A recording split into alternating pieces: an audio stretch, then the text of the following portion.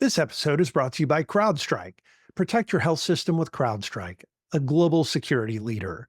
CrowdStrike has redefined modern security with the world's most advanced cloud-native platform for protecting critical areas of enterprise risk, endpoints and cloud workloads, identity, and data. Powered by the CrowdStrike Security Cloud and world-class AI, the CrowdStrike Falcon platform leverages real-time indicators of attack, threat intelligence, insights on evolving adversary tradecraft, and enriched telemetry from across the enterprise to deliver hyper-accurate detections, automated protection, and remediation. All this and elite threat hunting and prioritized awareness of vulnerabilities. CrowdStrike. Unified platform, one agent, complete protection. Today on Keynote. CISOs have to be engaged with all the different business units of your organization so that they understand their challenges ahead of them pulling the trigger on doing something on their own, just so that they can get their arms around it and help guide them in doing something safely.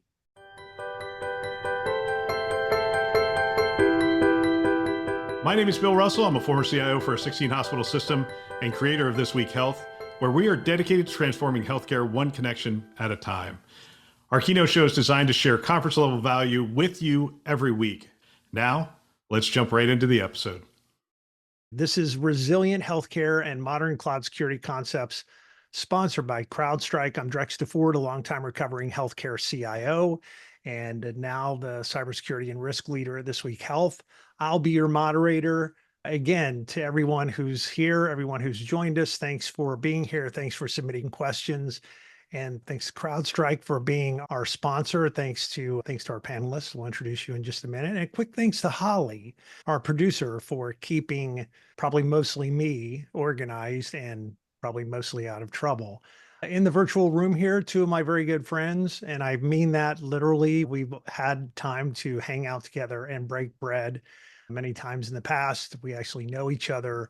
I think that'll make it even more fun and interesting today as we talk about cloud security. Welcome, Todd Felker and Donny Wilson. And let me start with introductions. Donny, introduce yourself, a little bit about your background. Tell me about the work you're doing now at AWS. Absolutely. So pleasure to be here. And thanks for CrowdStrike as well for allowing me to be part of this panel. But I've been in healthcare IT for quite some time, and IT in general, a little over 20, probably 25 years now. Software engineering background. I went to work for a healthcare system because it was local in the community, and actually the recruiting team was talking about how they had trouble obtaining talent, which is a bit of a theme we still hear today. So I switched over from a software engineering role to this role in healthcare and had some pretty good experiences climbing up through the engineering ranks before I finally landed in a chief architect and information security officer role for a couple of healthcare systems in the southeastern United States. Now that I'm here at AWS, I lead our security and compliance focus area, get the pleasure and privilege of working with organizations around the world to talk about this topic, which is the cloud can enable and do some pretty incredible things, but if security is not the forefront of your thoughts or it isn't planned for, security doesn't happen by accident oftentimes. So if you're not intentional about it, some of the topics I think we're going to cover today will reveal that you got to stay diligent regardless if you're on-prem or in the cloud. Yeah. Good setup. There are a lot of things we're going to talk about today. But before we start, Todd Felker, tell us about your really interesting background and how you got to CrowdStrike. Awesome. Thank you, Drex, and thank you, Donny, for being here today, and super excited to hang out with you guys. I am Todd Felker. Aside from a few short years that I spent in aerospace, my entire career spanning 30 years was spent in healthcare. And about the last decade of that was spent building a security program for probably about a mid-market health system in Southern California. And during that time, I became CrowdStrike's first healthcare customer and was just really thrilled with the visibility that it provided me. And about 3 years ago, I came to work at CrowdStrike as an executive strategist. Was such a fan of the technology, had been using it for about 6 years, and I'm just super excited to be here today. And I spend my time engaging with the healthcare executives, talking about strategy and risk, and talking with good people like my friend Drex here, and just super excited for the conversation today. The cloud, I think, offers resiliency, the definition of resiliency, which healthcare really needs, especially with some of the things that have happened lately. However, there are some challenges to the cloud as well, and there's some kind of disturbing stats around the cloud as well that we're dealing with. So I think it's a very relevant discussion and looking forward to engaging with you guys. Yeah, thanks. You're starting right where I was going to start, resilience. And the idea of resilience is a big draw to the cloud. It gives organizations that ability to bounce back more quickly when there's a technical failure or an equipment failure. It lets them grow things more quickly that otherwise you'd have to order equipment or hardware and wait for it to come in, all of that kind of stuff. You can do that super quickly in the cloud. But when it comes to cybersecurity, the cloud kind of offers some new challenges for folks who are just getting started. Let's talk about some of those. Donnie, you want to start? Yeah, I think what comes to mind is first, your ability to build resilient solutions in the cloud becomes, quite frankly, easier, much faster. We like to call it elasticity. But I think what's interesting is if you try to do things with the same mentality as you do on-prem, a lot of times you don't take full advantage of the capabilities that are now before you. And so coming up to speed on what those capabilities are, the fact that I think a lot of the foundational capabilities whenever I was building an information security program was around visibility or observability, around knowing what's in your ecosystem, just having an awareness. That becomes actually, in a lot of ways, a lot easier in the cloud because of the way that it's built. The logging is built into the fabric of the capabilities that are before you. And folks a lot of times don't take advantage of that or don't use that to have increased visibility and really focus on metrics and KPIs around driving mean time to identification and mean time to resolution, and just the ability to respond becomes much faster. And if you don't take advantage of that, you have only a partial value there of building a resilient architecture before you. It's an interesting kind of dichotomy, right? Between it can be simpler, it's great for a lot of reasons, and it is a new capability that requires new and different and special skills to use it and secure it well. Todd, you see a lot of this now, being a born in the cloud company at CrowdStrike, plus all the work that you're doing now with companies like AWS to help secure customers. What do you see? Yeah, I feel like it's a fantastic opportunity. And like Donnie said, it has its challenges. It's very dynamic. And I like the word ephemeral. Like it basically is going to surge and create scalability on demand for you. But that dynamic nature, I think, also creates spaces for the adversary to live. And I feel as we are shifting workloads from on-premise to the cloud, that the adversaries are following. And there's quite a few stats that we have around that. But I feel like that the challenge is you've got, multiple providers like AWS. There's a handful of players in the space, and having a multi-cloud or hybrid cloud solutions might aid or add and contribute to resilience if we're talking about resilience. But each of these environments needs to be managed and monitored. And so you got to have the skill sets. We know that in healthcare, we're struggling with getting talented cybersecurity as well as IT specialists. And you need to be able to keep an eye closely on these environments. The adversaries are very good at social engineering, leveraging identity, and moving back and forth between on-premise and the cloud. And we see that at CrowdStrike quite a bit. And I feel healthcare probably needs some help in being able to leverage these infrastructures moving forward. You bring up identity. That's a really good one. Talk a little bit about identity and how identity has become such a key component to securing not only on-prem, but especially securing cloud capabilities. Yeah, 80% of all the attacks are basically identity based, maybe even more than that, I think, because even if an attack is happening, they might have used identity to get into the environment to start with, and then they might be doing something else. So it's probably even more than that. But the bottom line is that with the identity and access broker boom that we've seen, the adversaries are coming into the environments with a lot of usernames and passwords in their Tell me more about that. How do they get to what's the data broker boom? What does that mean? We talk about bad guys logging in and not breaking in. How do they get their hands on this stuff? Oh my gosh, there's so many ways. So they're really good at social engineering your people right off the bat, just phishing. And so if adversaries have gotten really good at that, they decided, hey, I'm just going to monetize this. I don't want to deal with the complexity of negotiations and ransomware.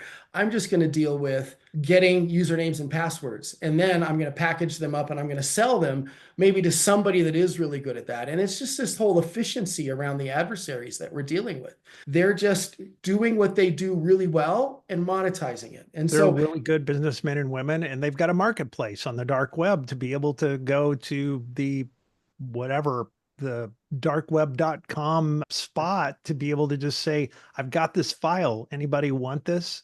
yeah, selling identities is just like selling data on the dark web, and they package them up and to whoever the highest bidder is, whoever wants to pay for or target a specific organization or a vertical. Hey, I've got a mid-market or a large enterprise health system, and I've got a bunch of usernames and passwords. So before they even start attack, they have a bunch of those in their pocket. And it's really just about them being efficient and being faster at what they do now. Hey, Drex, you touched on something there. Like we think about somebody in a hoodie sitting in a room, but a lot of these organizations have literally call centers of people that are collecting and harvesting data. They take these breaches that happen and they collect. I just got a notification literally yesterday that my social security number was found on the dark web, that I may want to do some credit monitoring and watching. I don't know where the source was at, but the whole thing is they're building profiles for people. They're collecting information.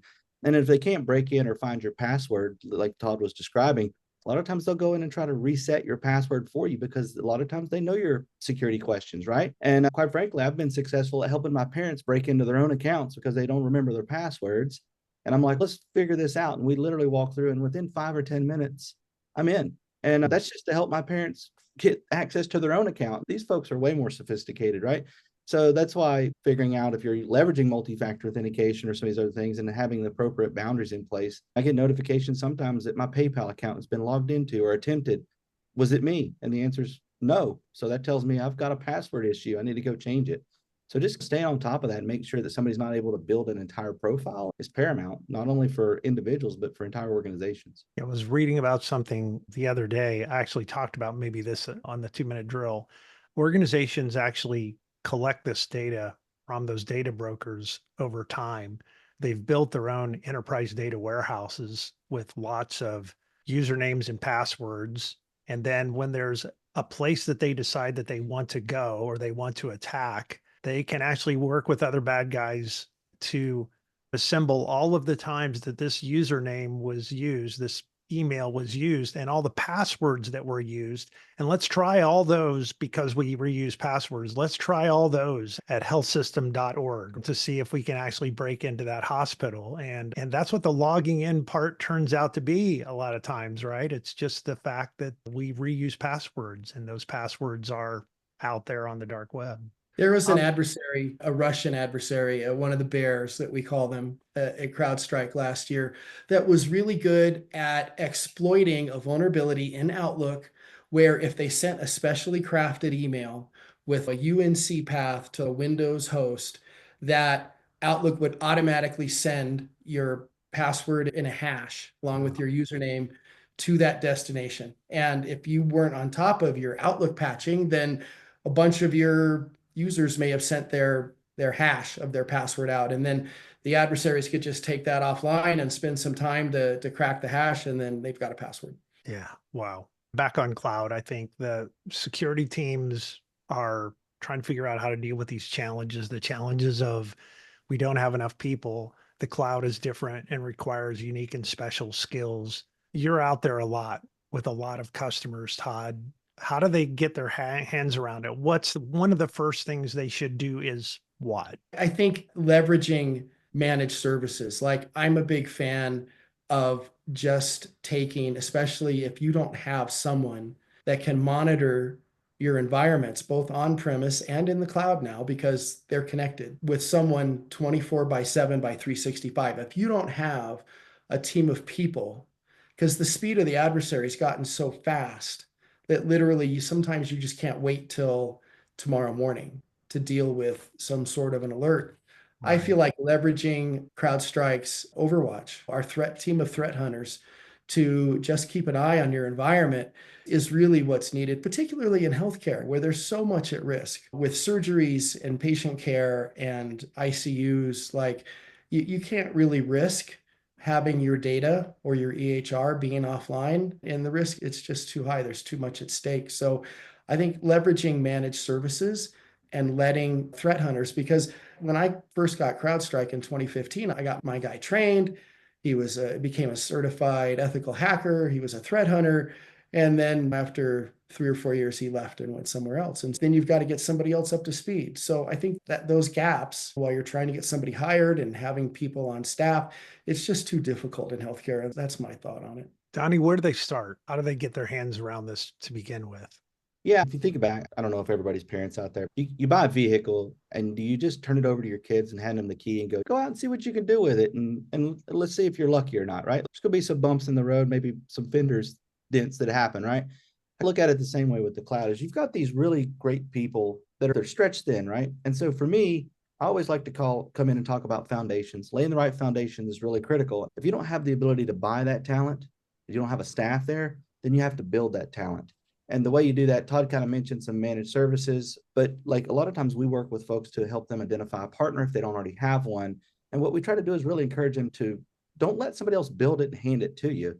Build it with them, but then you're getting that knowledge transfer and that can accelerate your skill base. It's not like the cloud is super challenging from the perspective of you've never heard of this. If you're a technologist, these concepts will map. You just have to understand what they map to, and you can really accelerate that learning path. But I would say start with understanding what the foundations are. Everybody wants to start with the new whiz bang feature, generative AI, build a chatbot in 30 seconds kind of thing. And that's amazing.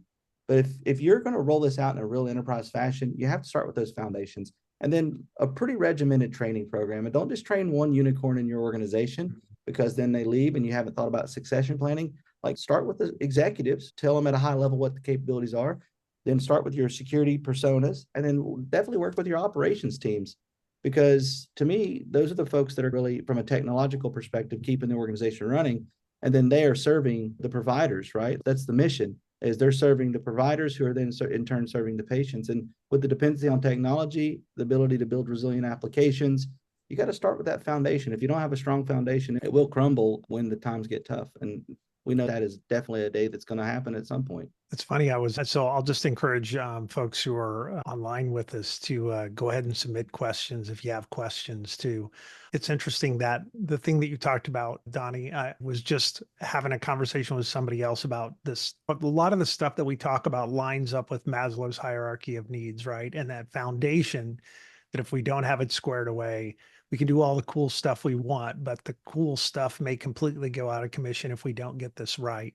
Those kinds of analogies, those kinds of stories, when you start trying to tell that story upstream to your executives and to your board and to others about the challenges here, these challenges aren't just for the security teams, as we talk about regularly. Security is a team sport, so CISOs have to connect to the business and the clinical and the research operators and their own team, and in some cases reach across the aisle to the IT team and talk to apps and the CTO and others on the IT team.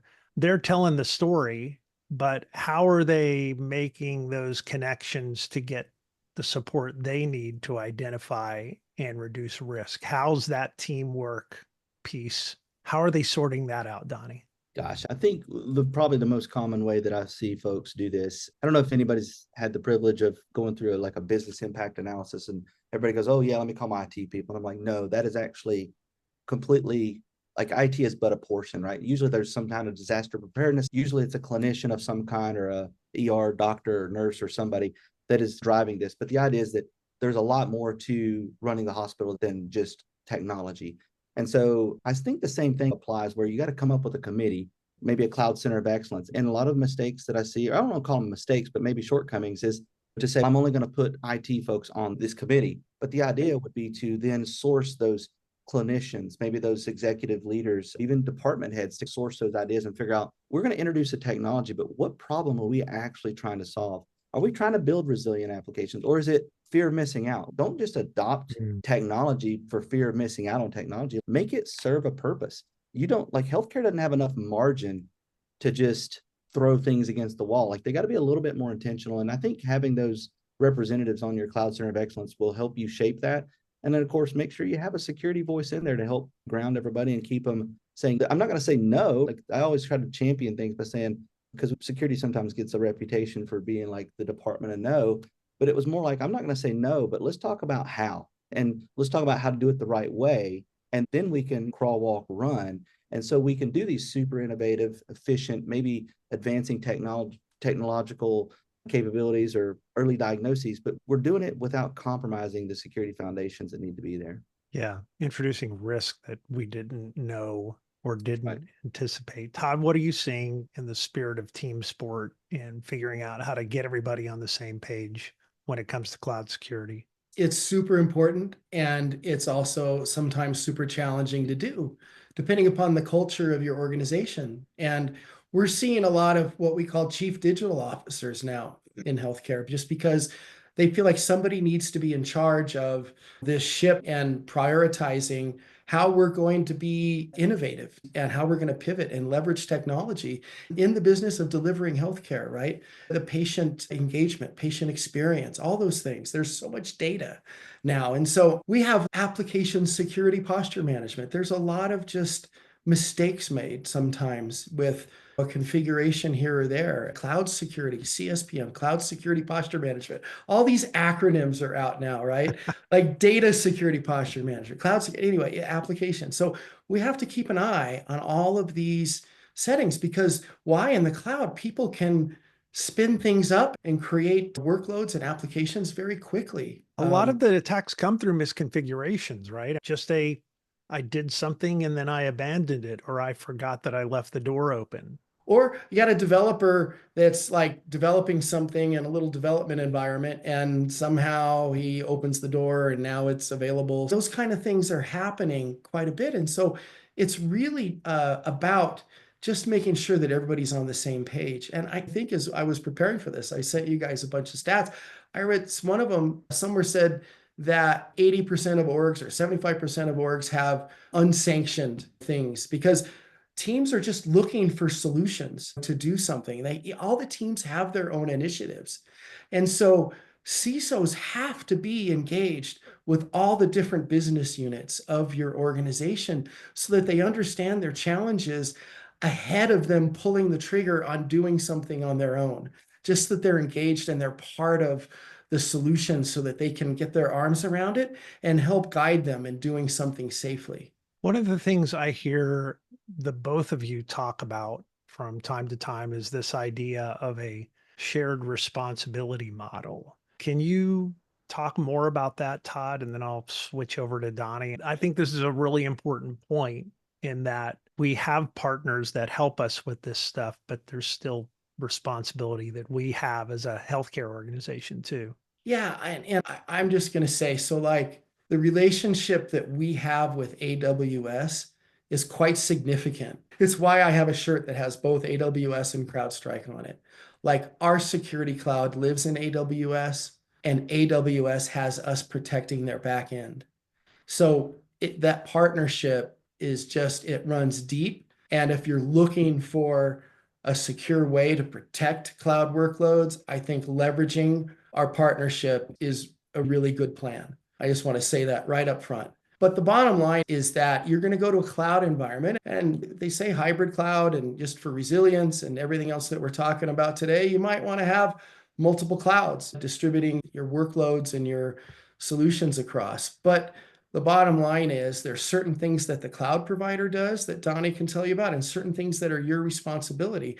And it's your responsibility as your workloads are either created or moved to the cloud that are on your plate, that it's your job to make sure that you identify a misconfiguration, that you encrypt your data, that you put some things in place, and you're monitoring constantly, because that dynamic nature of the cloud just means you've got to be on top of it and understand how many times have we seen a breach just because somebody like accidentally did a oops and something was, now a bunch of data was exposed and not protected properly. It just seems like it happens a lot. Yeah, Todd, I'll go a little bit past that and say a lot of this is born out of the idea that we engineer security into the fabric of what we do. everything. Like, just go watch the 2024 reinforced keynote from Chris Betts, the CISO for AWS now. And he does an amazing job of walking through everything from, it's very intentional. Like he said, security is not an accident here at AWS. When fundamentally the shared responsibility comes in is driven a little bit by trust and privacy. So we want our customers to trust us. They don't want AWS poking around in their data, and we've engineered and designed it so that we can't really do that. So the reason the shared responsibility model exists in part is because AWS, from an engineering, even sometimes from a service operator perspective, if you go out and dig through all the documents, AWS can't actually access the data plane of a customer. They're separate. So we provide these services and capabilities that have the ability to be configured in a very secure manner. But since we don't actually have access to the environment, it's a shared responsibility that you have to go in and turn those features on. And we listen to customers, for example, like S3 didn't used to default to block public access. No, we added that feature in, and now that's on by default. Encryption is on now by default in S3 as well. So it's us evolving over time and learning and taking that feedback from customers. But ultimately, the reason the shared responsibility model exists is that isolation boundary that AWS can access your data. And we encourage you to encrypt and protect your data and leverage the services, but you're not beholden to it. It's a free will of choice kind of thing, where if you do have a multi-cloud environment, or you're trying to protect on-prem and in cloud, and you leverage a CrowdStrike, then leverage that across your entire ecosystem, right? Don't add complexity where there doesn't need to be any. And so the shared responsibility model, I think, is in large part born out of that concept that we are here to help our customers be secure, but there is this shared responsibility. You don't get to pass the buck, if you will, by saying, I'm going to stick it in the cloud and it's automatically secure. There's a certain level of that from the physical infrastructure for sure.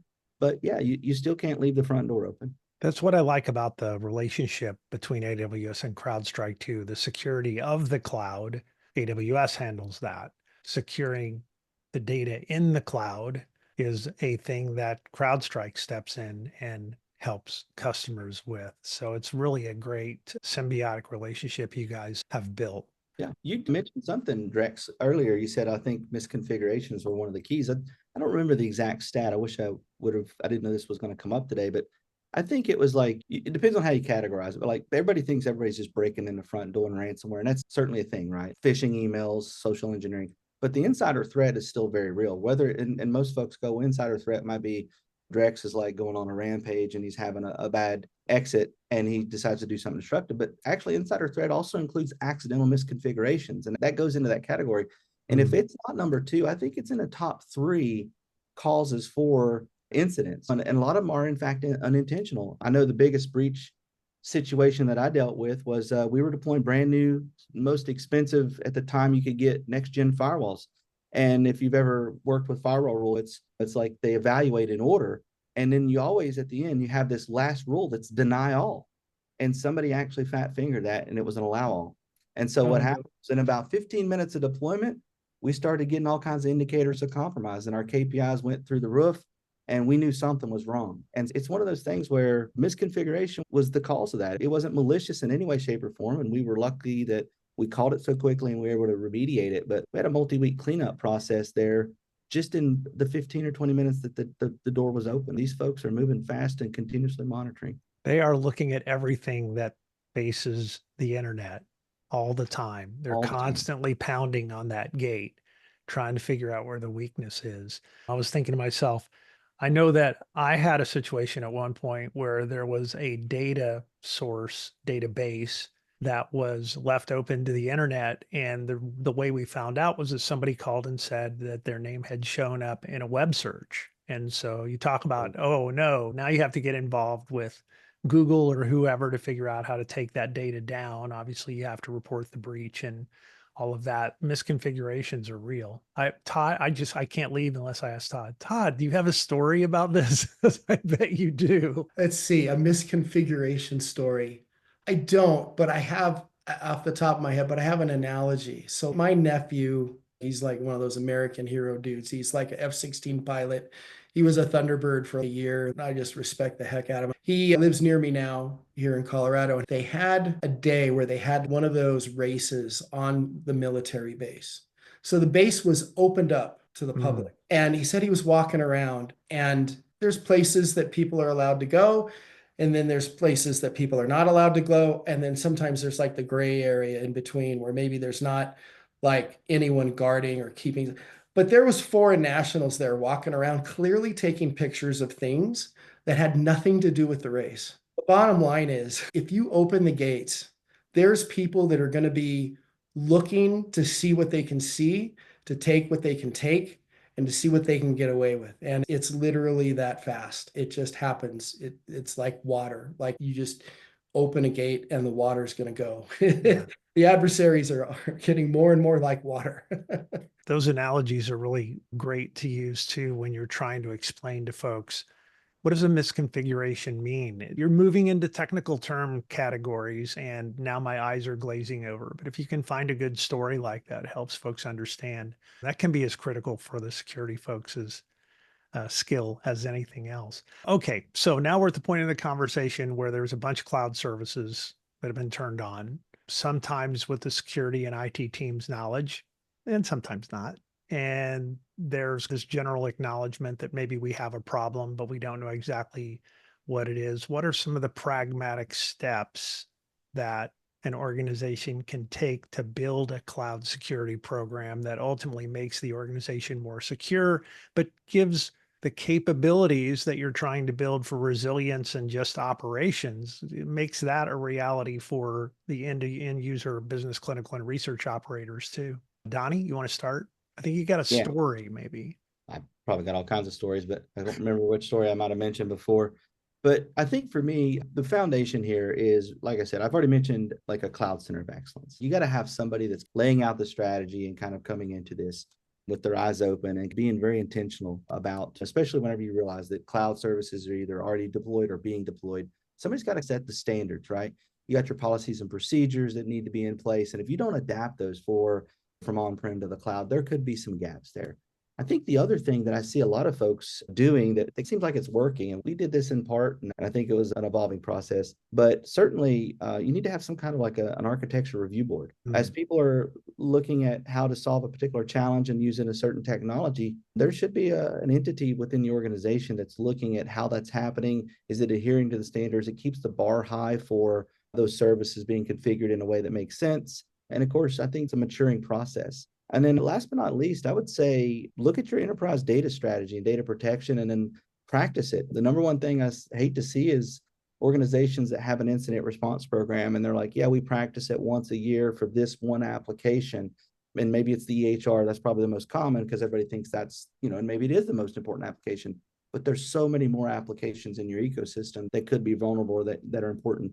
And so practicing that incident response with leveraging your new technology or maybe leveraging the old technology you have in the cloud makes a lot of sense. I would say between myself and my core team that do this, we've probably done 50, maybe even more incident response tabletop exercises for your organization. A lot of times they're pretty much the ones that I've all done are at no cost. And so I would say definitely lean into leveraging your resources at CrowdStrike and AWS. I know that like I exist to help customers. And so if I don't stay engaged with customers, they don't need me. So we're welcoming folks to call us and we'll walk you through what those capabilities are on AWS and just educate you, make sure you're using those to meet your different goals and capabilities in your organization. And that way you can at least make an educated decision about what's real, what's possible. Maybe we'll even maybe challenge you to say, you might be doing it this way because it's what you know, but have you thought about doing something a different way? See if that adds value. This isn't a forced thing, but if you're not visiting it but once a year, you're probably not as prepared as you could be whenever something happens. There's a lot of growth and changes too that happen in the course of a year. Capabilities that you all roll out that if you're not paying attention could be new stuff you could use to make your incident response better. Absolutely. Hey, Todd, I'll ask you the same question. What are some of the pragmatic steps that an organization can take to build a cloud security program that makes those cloud security capabilities more secure? So we talked a little bit about working between the different departments and silos. You even start with kind of that visibility of being able to see what's in the environment. And part of that means engaging with your developers and making sure that while they're developing and creating these solutions, that you're tracking it and making sure that there's no gaps or obvious issues before it ever gets put into production. And that's just making sure that you have good processes within your organization, that as you're developing these things, that you're working together with the different parts of your organization and what you're trying to create. But also for security teams, I think it's really important because we've got our having on-premise tools and then cloud tools that are separate that can sometimes create some latency in somebody that's trying to keep an eye on everything, right? If you've got to jump between too many consoles, it's a real challenge. And particularly in the cloud, like the same techniques and the same things to do to keep the cloud safe are going to be won't be the same as what you do on premise.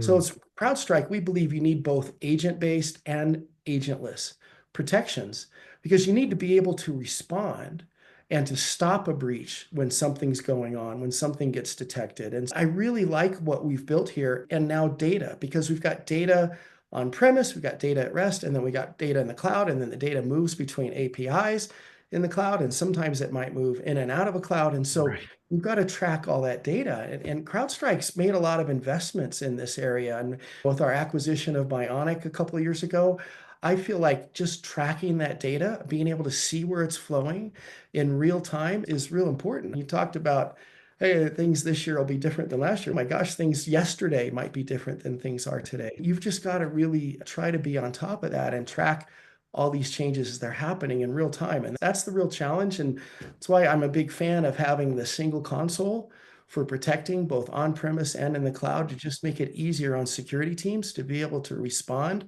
to alerts or incidents as they happen. As Todd was talking, it reminded me, like, when you're starting off, a lot of times we start off buying technologies, or maybe we inherit those technologies. But if you elevate your view a little bit, I like to call them and focus on what I call capabilities, right? So if you think about what capabilities you need on premise, those don't change in the cloud. So visibility, observability, for example, is one. That's all your logging. And if you try to do that in an on-prem environment, a lot of times it's pretty challenging.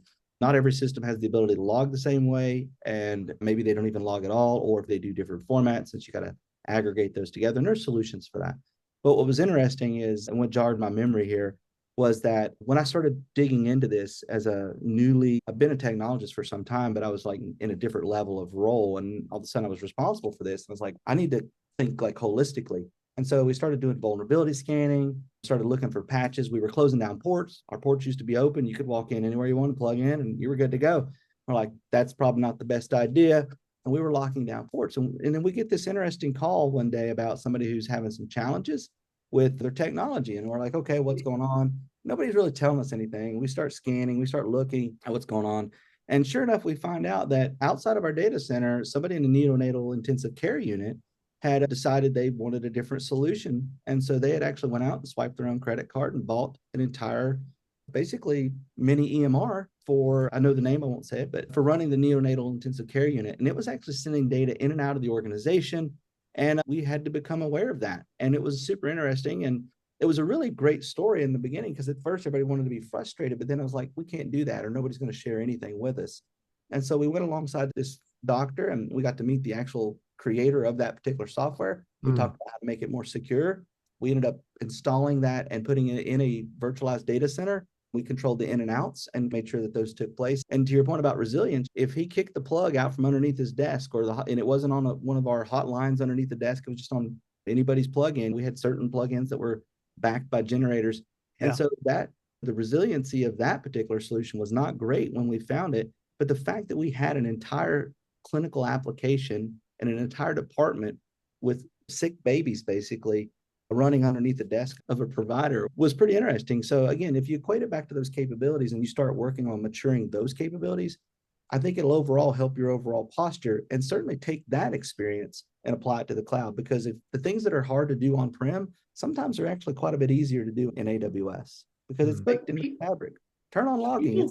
People that are in healthcare, they're passionate about helping people. I want to get it done. And so you can't blame them for wanting to find better ways to do what they're doing. But you just have to, from the top of the organization down, you just got to have this security mindset built in so that their thought is, hey, I like this. I think this could meet some of the challenges that I'm facing in helping care for these little babies. You let me engage with my IT and my security team and make sure I'm doing this right.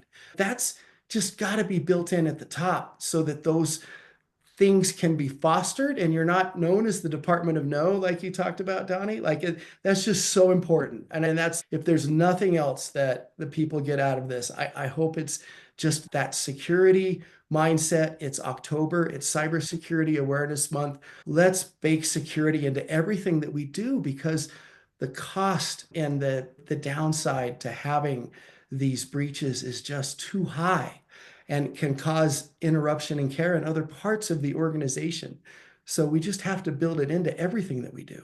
I love the passion. It's why we do what we do. It's why we're in healthcare. It's that kind of a mission.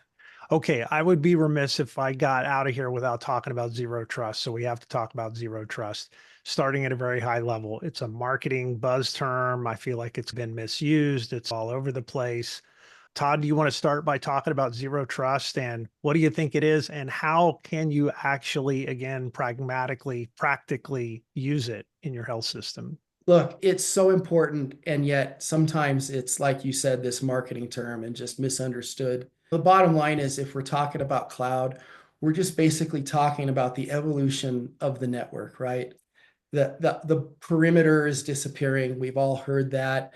It started back with COVID. You guys are the 229 group here at This Week in Health. This COVID changed a lot of things, and the cloud changes a lot of things. And we just have all these dynamic workflows, and things are much harder. It used to be the castle and moat, and that doesn't work anymore. Once somebody's on the inside, they can't just be trusted to go anywhere in the castle, right?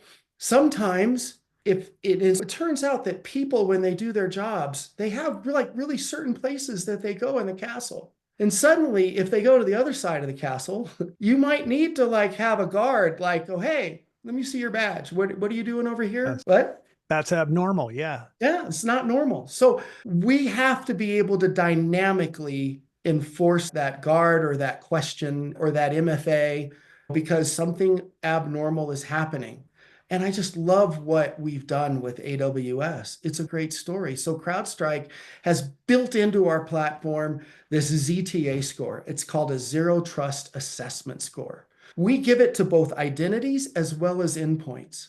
And if either endpoint, because endpoints can be used by multiple people, especially in healthcare, that happens all the time, or a user account is varying from its normal behavior, that ZTA score starts to drop. And we take that information and we pass it to partners like AWS. And they do cool things with it. And they actually have a product called Verified Access. We've got 20 integrations with AWS. And one of my favorites is this one with Verified Access, where if that ZTA score drops to certain thresholds, it triggers certain things in AWS. We can trigger on-premise MFA for accessing an app, even if the app doesn't support MFA.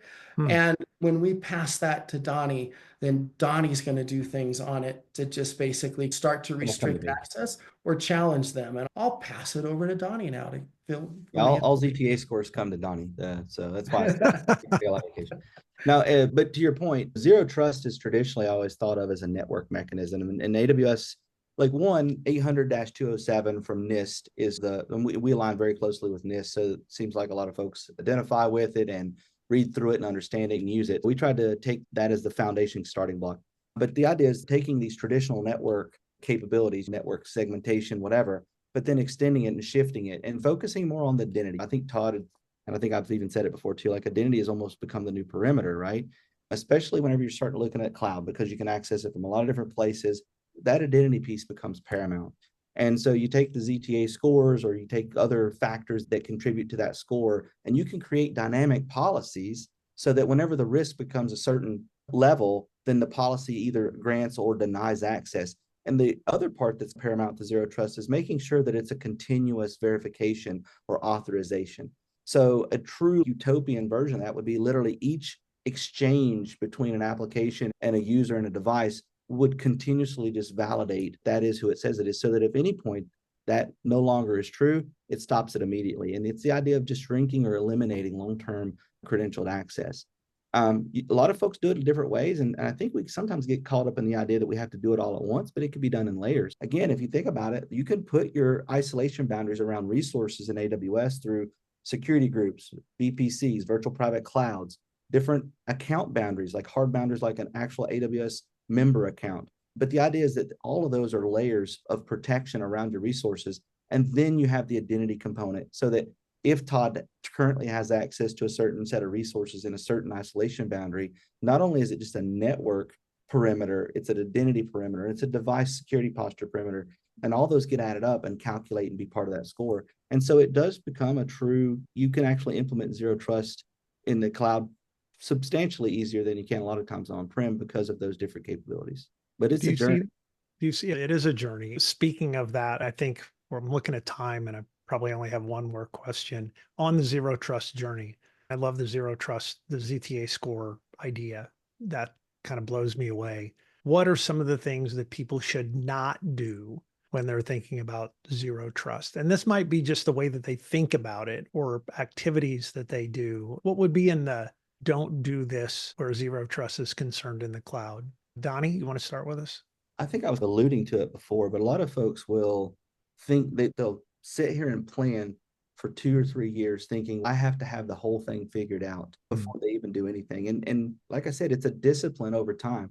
So there's nothing wrong with starting at a higher level and then ratcheting down over time where it makes sense to prevent disruption. If you're starting from scratch, you might be able to build some of these things in a little bit easier because it's not like trying to build a plane while it's moving. But I would say the biggest mistake is letting complacency be the enemy of you taking any action whatsoever. You don't have to have everything figured out to take really meaningful steps in the beginning. And then as it becomes more complex, or you look at the disruption, and I work with technology vendors all the time around how to do this over time with customers, and we're writing white papers and guidance on this. But the idea is, how do you take meaningful next steps and not just wait and do nothing because it's too late? Yeah. So don't wait. That would be the don't from you.